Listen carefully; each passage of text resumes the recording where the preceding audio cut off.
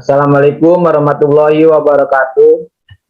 Selamat malam Ibu Elita Lukminarti selaku dosen pembimbing mata kuliah metode kuantitatif. Selamat malam juga rekan-rekan kelompok dan teman-teman kelas.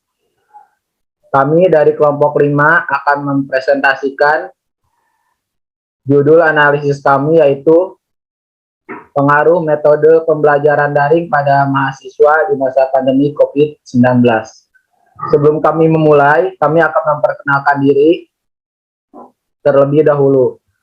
Yang pertama anggota kelompok kami ada Nestia Pratiwi, yang kedua ada Koirunisa, yang ketiga ada Dede Rahmat Ramdhani, yang keempat ada Safira Nur Aprilia, dan yang terakhir ada Aiela Lailatul Wadiah.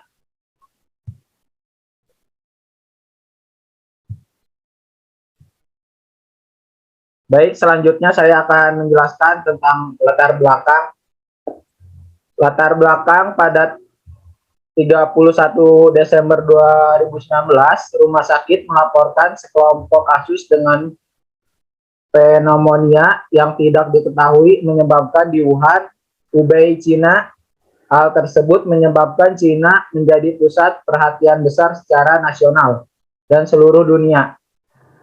Pada 30 Januari 2020, Organisasi Kesehatan Dunia yaitu WHO menyatakan COVID-19 seperti yang akan diketahui secara resmi per 11 Februari menjadi emergensi kesehatan masyarakat dari kepedulian internasional dan dinyatakan sebagai epidemik. Selanjutnya ada rumusan masalah. Berdasarkan latar belakang pemikiran di atas, maka disusunlah rumusan masalah yang diangkat penulis, yaitu apakah terdapat pengaruh metode pembelajaran daring pada mahasiswa di masa pandemi COVID-19. Yang terakhir ada tujuan penelitian. Tujuan penelitian ini ada tujuan umum dari penelitian ini adalah untuk mengetahui apakah terdapat pengaruh metode pembelajaran daring pada mahasiswa di masa pandemi COVID-19. Selanjutnya pengertian pandemi. Kata pandemik berasal dari bahasa Yunani. Pan berarti semua dan demos yang berarti orang-orang. Dan kata ini biasanya digunakan untuk merujuk pada epidemi luas penyakit menular di seluruh negara atau satu atau lebih benua pada saat yang sama. Pandemi yang diterima secara internasional seperti yang muncul dalam kasus epidemiologi ialah lugas dan terkenal. Epidemi yang terjadi seluruh dunia atau wilayah yang amat luas melintasi dunia internasional biasanya mempengaruhi banyak orang. Selanjutnya saya akan menjelaskan tentang dampak pandemi. Poin A yaitu efek kesehatan. Yang dimana penyakit pandemi dapat menginfeksi jutaan orang sehingga menyebabkan penyakit serius yang menyebar luas dalam populasi besar dan menyebabkan ribuan kematian. Poin B terhadap perekonomian. Pandemi memiliki efek langsung dan akan terjadi dalam jangka waktu panjang sehingga dapat merusak kehidupan ekonomi suatu negara selama bertahun-tahun ke depan. Selanjutnya poin C, dampak sosial. Dampak sosial dari pandemi sangatlah parah, yang dimana semua hal dilakukan dengan terbatas, misalnya pada travel, sekolah, perguruan tinggi ditutup, pasar ditutup, serta tempat olahraga juga ditutup. Hal ini melakukan karena pandemi berpotensi terhadap terjadinya morbiditas yang tinggi serta kematian. Yang terakhir, poin D, yaitu dampak terhadap keamanan. Pandemi bukan lagi sekadar domain kesehatan masyarakat dan kedokteran klinis, tetapi merupakan masalah sosial, masalah pembangunan, dan masalah keamanan. Selanjutnya, pembelajaran daring atau online ini pengertiannya adalah Pembelajaran online didefinisikan sebagai pengalaman transfer ilmu, pengetahuan dengan menggunakan media sosial, media seperti gambar yang bergerak atau video, suara atau audio, gambar atau foto, komunikasi dengan teks atau tulisan, perangkat lunak, dan dengan dukungan jaringan internet. Kedua, ada media pembelajaran dalam pelaksanaan pembelajaran daring, membutuhkan dukungan perangkat mobile seperti handphone, tablet, atau laptop yang dapat digunakan untuk mengakses internet untuk mendapatkan informasi di mana dan kapanpun. Selanjutnya ada kelebihan dan kekurangan akan dijelaskan oleh rekan kelompok saya, yaitu Ayela Lailatul Wadiah. Kepada Ayela dipersilakan. Baik, selanjutnya yaitu kelebihan. Mahasiswa akan merasa lebih nyaman untuk bertanya dan mengemukakan pendapatnya dalam forum setelah perkuliahan yang dilaksanakan secara daring dalam jaringan selesai. Yang terakhir yaitu kekurangan. Sayangnya, pembelajaran online juga memiliki tantangan tersendiri. Salah satunya adalah ketersediaan layanan internet. Hal ini menyebabkan mahasiswa kadang terlambat mendapatkan informasi perkuliahan dan terlambat mengumpulkan tugas kuliah yang diberikan. Metode penelitian. Penelitian adalah metode kuantitatif. Metode kuantitatif untuk menganalisis data dengan cara menis pada tingkat kebaruan informasi yang akan diperoleh dari situasi perekonomian dan sosial.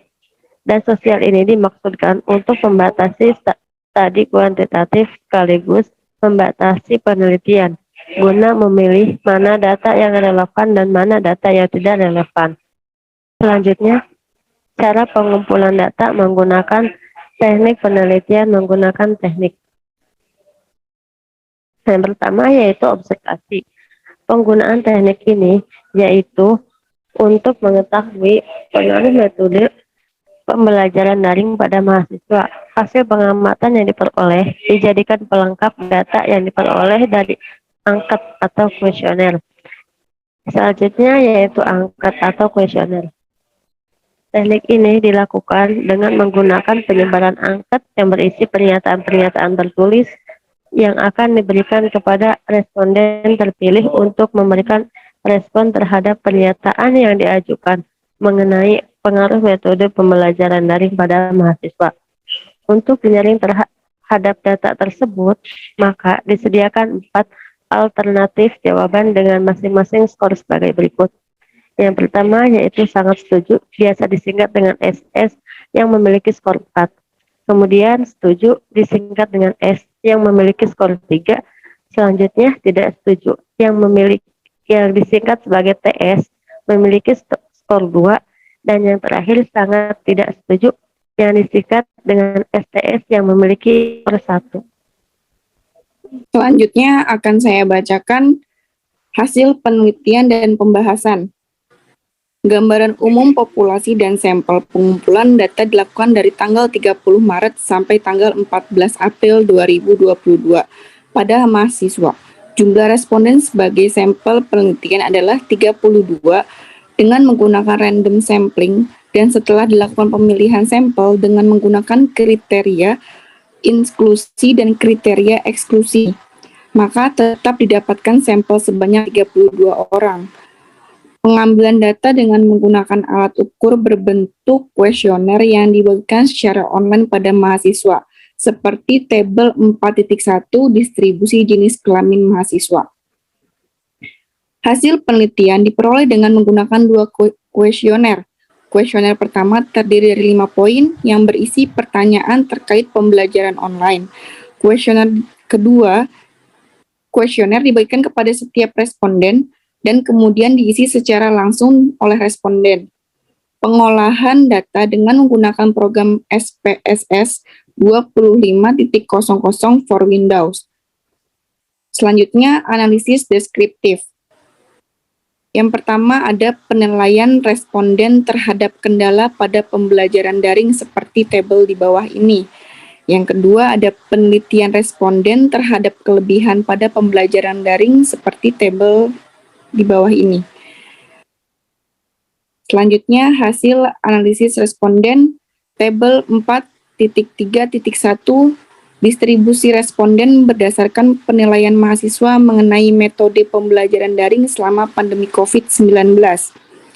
Berdasarkan tabel 4.3, hasil menunjukkan bahwa 11 orang atau 21% menilai bahwa pembelajaran daring selama pandemi COVID-19 efektif dan 21 orang atau 79% lainnya menilai bahwa pembelajaran via online selama pandemi COVID-19 tidak efektif. Selanjutnya untuk tabel 4.4 data hasil kuesioner responden. Untuk keterangannya sangat setuju diberikan skor 4, setuju skor 3, tidak setuju skor 2, dan sangat tidak setuju skor 1.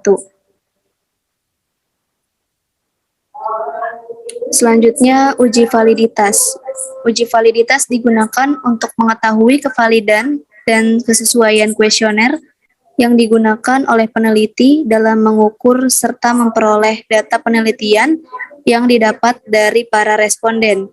Dasar pengambilan uji validitas yaitu dengan membandingkan nilai R hitung dengan nilai R tabel. Jika nilai R hitung lebih besar dari R tabel, maka dinyatakan valid. Jika nilai R hitung kurang dari R tabel, maka tidak valid. Setelah mencari nilai R tabel dengan jumlah responden sebanyak 32 responden atau N sama dengan 32, pada signifikansi 5% pada distribusi nilai R tabel statistik, maka diperoleh nilai R tabel sebesar 0,349.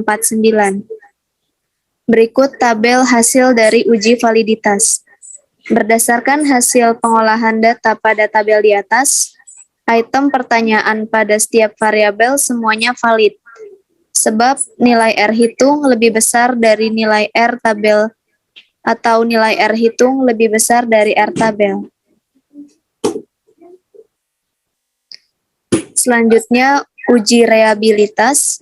Uji reabilitas digunakan untuk mengetahui apakah kuesioner memiliki konsistensi apabila pengukuran dilakukan dengan kuesioner tersebut dilakukan secara berulang-ulang.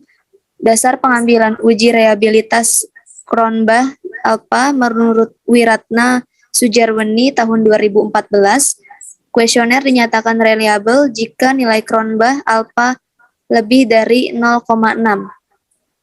Hasil uji reabilitas pada item kuesioner penelitian, jika diuji pada 32 responden, dapat dilihat pada tabel berikut.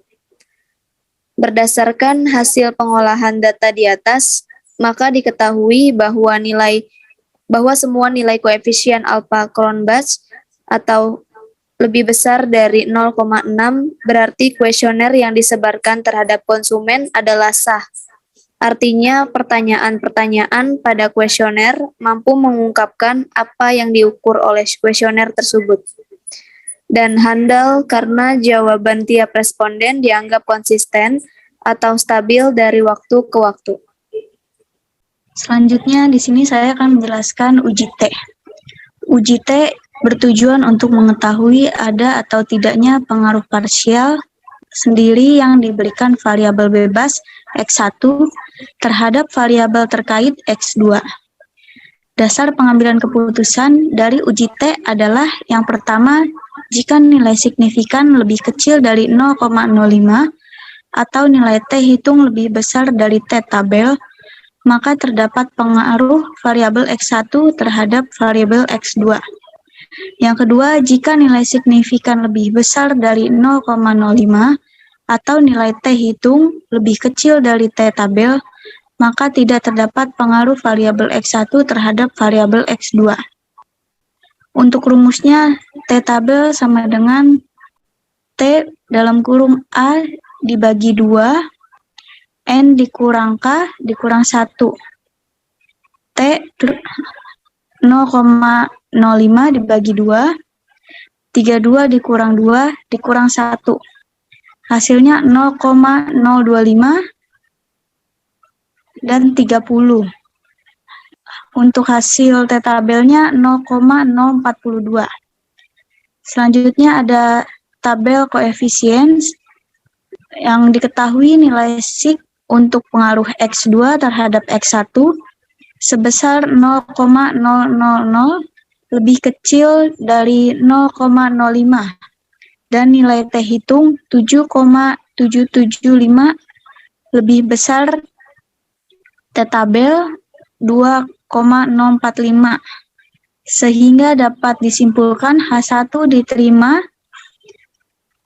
yang berarti terdapat pengaruh variabel X2. Pembelajaran daring terhadap X1. Kendala pembelajaran daring. Selanjutnya ada uji F. Uji F bertujuan untuk mengetahui ada atau tidaknya pengaruh simultan atau bersama-sama yang diberikan variabel bebas atau X terhadap variabel terkait atau Y.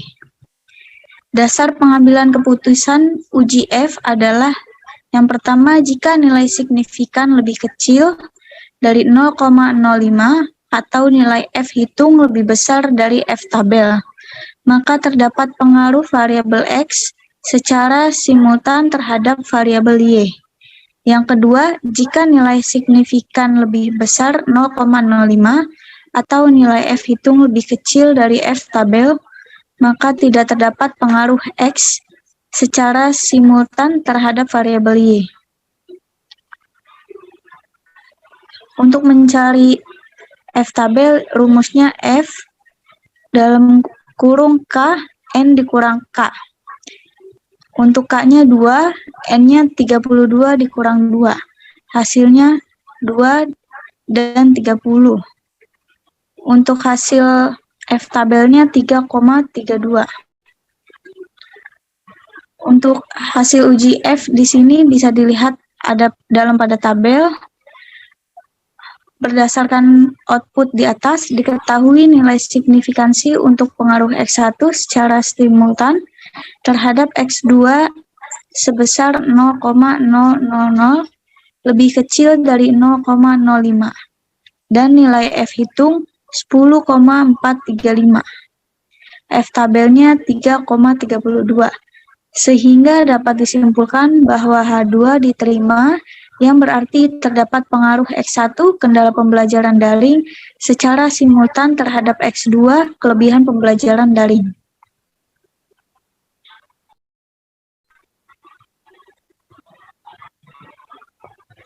Selanjutnya koefisien determinasi. Koefisien determinasi berfungsi untuk mengetahui berapa persen pengaruh yang diberikan variabel X1 secara simultan terhadap variabel X2. Untuk tabel 9, ini ada hasil uji koefisien determinasinya. Berdasarkan output di atas, diketahui nilai R² sebesar 0,67. Hal ini mengandung arti bahwa pengaruh variabel X2 kelebihan pembelajaran daring secara simultan terhadap variabel X1 kendala pada pembelajaran daring 67%.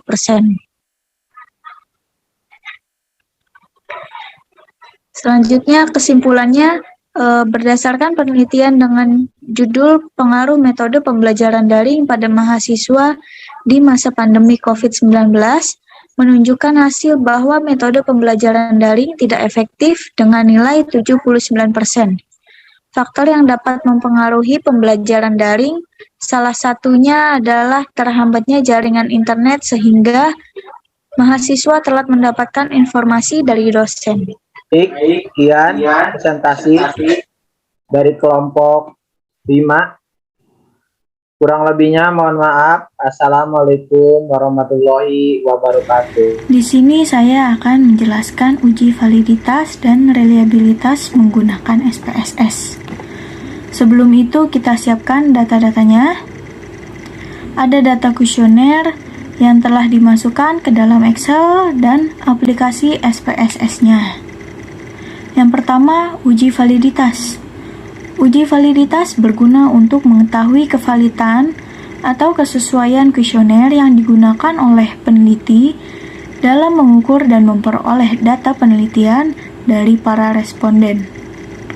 Untuk mengetahui apakah suatu item itu valid atau tidaknya ada dua cara. Cara yang pertama dengan membandingkan antara nilai R hitung dengan R tabel. Yang kedua dengan melihat nilai signifikansinya. Langsung saja kita ke caranya. Di sini telah disediakan 32 responden dari hasil kuesioner yang telah disebarkan.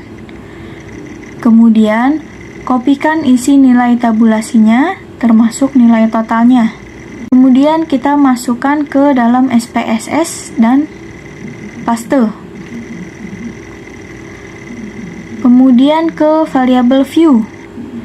Nah, kita di sini akan merubah nama menjadi X1.1, X1.2, X1.3, dan seterusnya sampai akhir. Untuk lebih cepatnya, kita bisa mengcopy dari data Excel yang sebelumnya. Sekarang kita kembali lagi ke data view. Untuk menghitung validitasnya, caranya dengan klik Analyze, kemudian Correlate, Bivariate, kemudian lock semua dengan cara Ctrl A, kemudian pindahkan ke sebelah kanan, lalu klik OK. Kemudian akan muncul dokumen korelasi, dan dari sini kita bisa melihat valid atau tidaknya suatu item. Kemudian ada person correlation, nilai korelasinya atau bisa disebut sebagai R hitung.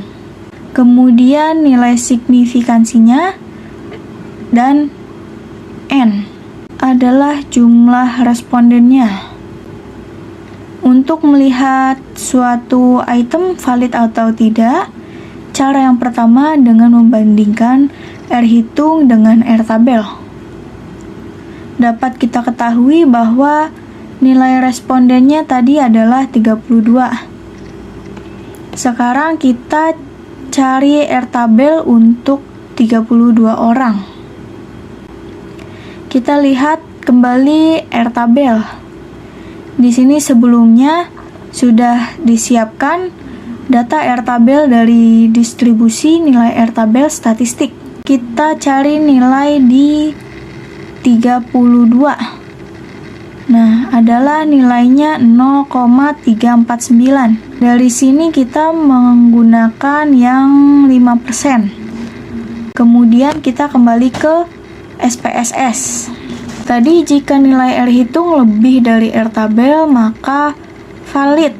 Nilai 0,766 lebih dari 0,349. Otomatis item pertama valid menggunakan cara pertama. Kemudian kita lihat ke item nomor 2, nilai person korelasinya. Di sini 0,787. Itu juga lebih dari 0,349, otomatis valid juga. Begitu juga dengan X1.3 sampai seterusnya. Jadi di sini kita harus melihat nilai korelasinya satu-satu dari seluruh pernyataan yang kita miliki. Apakah item itu valid atau tidak?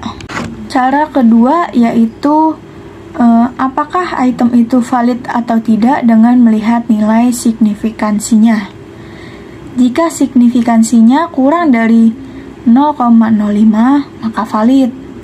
Jika lebih dari 0,05 maka tidak valid. Sekarang kita lihat item nomor 1 yaitu 0,000.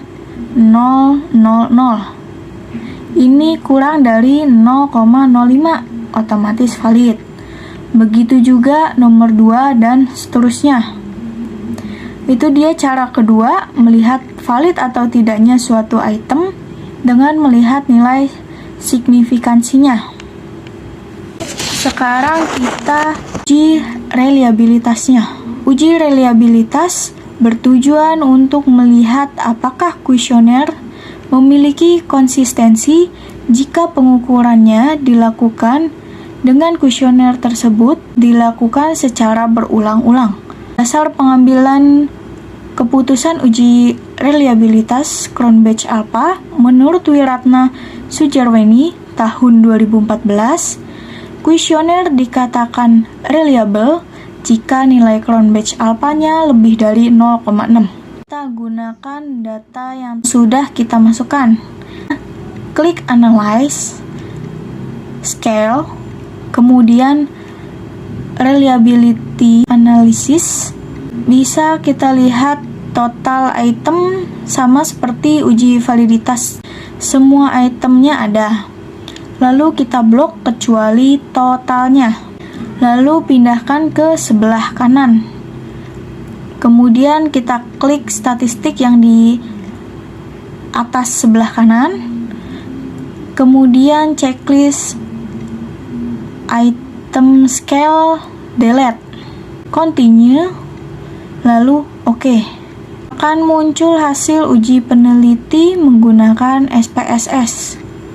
Kemudian ke tabel reliability statistik. Bisa dilihat nilai Cronbach Alpha-nya dan end of item. Nilai Cronbach Alpha-nya yaitu 0,677 dan end of item adalah jumlah dari item atau pertanyaannya. Dikatakan reliable menurut Wiratna Sujarweni, Cronbach Alpha harus lebih dari 0,6. Kita bisa tahu bahwa Cronbach Alpha kita itu 0,677, lebih dari 0,6. Otomatis item ini dikatakan reliable. Untuk variabel berikutnya, cara menggunakan SPSS-nya itu sama dengan cara yang ini.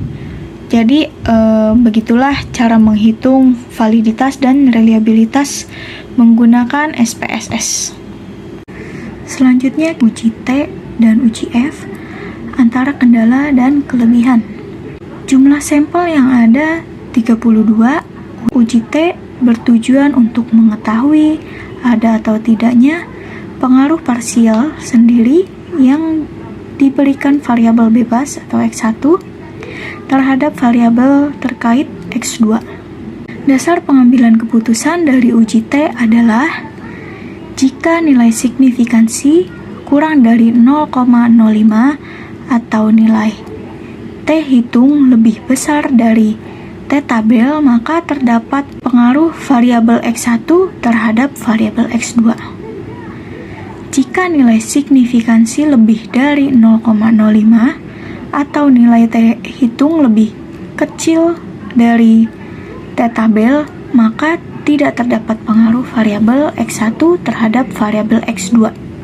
Dapat diketahui jumlah sampel 32, maka T tabel untuk degree of freedom atau derajat kebebasan yaitu sebesar 30 diperoleh dari N dikurangi K. N yaitu jumlah sampel, sedangkan K yaitu jumlah variabel yang ada. Sehingga ketemu nilai 2,042. Selanjutnya kita menuju ke SPSS. Pada variabel view, kita input masing-masing variabel yang ada.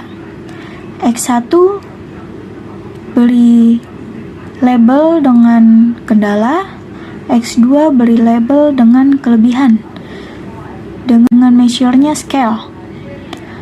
Pada data view, kita input sampel yang ada. Kita copy dan paste pada SPSS.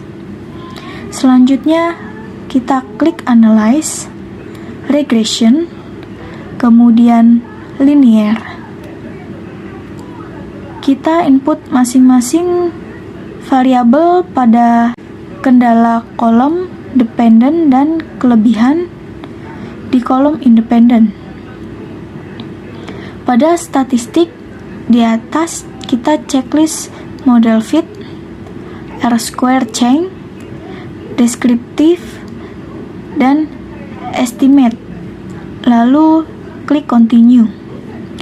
Oke, pada bagian koefisien, nilai perbandingan T hitung dengan T tabel diketahui bahwa nilai T hitung sebesar 7,775.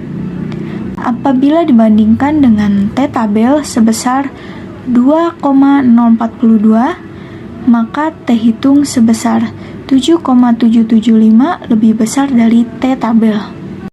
Maka, sesuai dasar pengambilan keputusan, apabila T hitung lebih besar dari T tabel, maka terdapat pengaruh kendala terhadap kelebihan.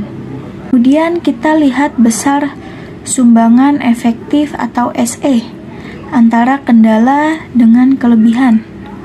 Pada model Sumeri, kita lihat pada R-square atau koefisien determinasi, kita ketahui nilai R-square yaitu 0,670.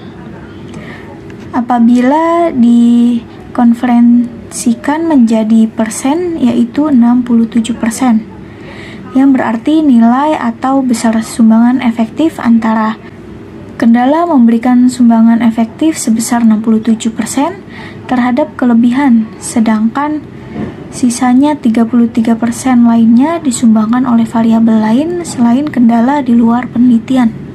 Untuk uji F-tabel bertujuan untuk mengetahui ada atau tidaknya pengaruh simultan atau bersama-sama yang diberikan variabel bebas X1 terhadap variabel terkait X2. Dasar pengambilan keputusan dari uji F, jika nilai signifikansi kurang dari 0,05 atau nilai F hitung lebih besar dari F-tabel, maka terdapat pengaruh variabel secara simultan terhadap variabel X kedua. Jika nilai signifikansi lebih besar dari 0,05 atau nilai F hitung kurang dari F-tabel, maka tidak terdapat pengaruh variabel X1 terhadap variabel X kedua. Dapat diketahui jumlah sampel 32, maka F-tabel sebesar 30 diperoleh dari K yaitu kolom kedua, N yaitu jumlah sampel, 32 dikurangi K yaitu variabel yang ada, sehingga ketemu kolom kedua baris ke-30 dengan nilai 3,32 dari nilai degrees of freedom for nominator. Dapat diketahui nilai signifikansi untuk pengaruh X1 terhadap X2 yaitu 0,000 kurang dari 0,05. Dan pada bagian regression, nilai perbandingan F hitung dengan F tabel diketahui bahwa nilai F hitung sebesar 10,435 apabila dibandingkan dengan F tabel sebesar 3,32, maka F hitung lebih besar dari F tabel. Maka dapat disimpulkan sesuai degrees of freedom, apabila F hitung lebih besar dari F tabel, maka terdapat pengaruh X1 kendala terhadap kelebihan X2.